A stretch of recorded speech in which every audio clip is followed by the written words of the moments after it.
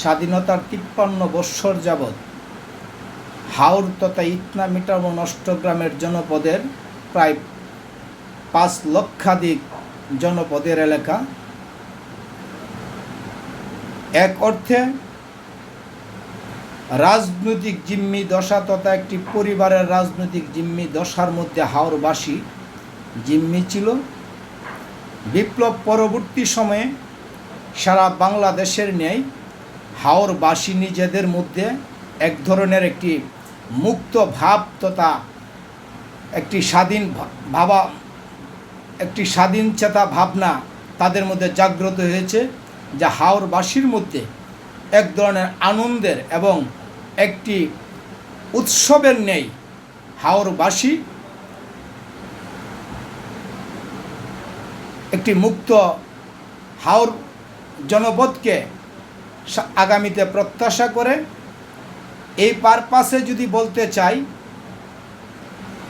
প্রিয় হাওরবাসী, ইটনা মিটার ও নষ্টগ্রামের সর্বসাধারণের উদ্দেশ্যে বিগত হাওর জনপদকে রাজনৈতিক দুর্বৃত্তায়নের মাধ্যমে সর্বত্রই হাওর খাল বিল রাস্তাঘাট সহ অফিস আদালত এবং থানার নামে বিভিন্ন উপথানায় নামকরণ করে কতিপয় দুর্বৃত্তরা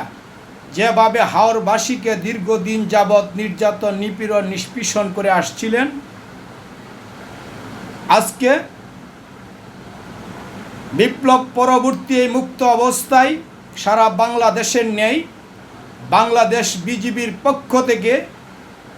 উদাত্তভাবে আহ্বান জানাবো এবং প্রত্যাশা করব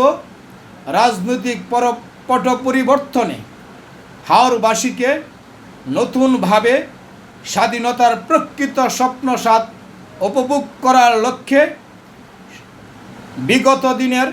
রাজনৈতিক জিম্মি দশা থেকে বেরিয়ে আসার জন্য সর্বসাধারণ তথা সমস্ত প্রকারের রাজনৈতিক দল মতের প্রতি উদাত্তভাবে আহ্বান জানাবো। আশা করি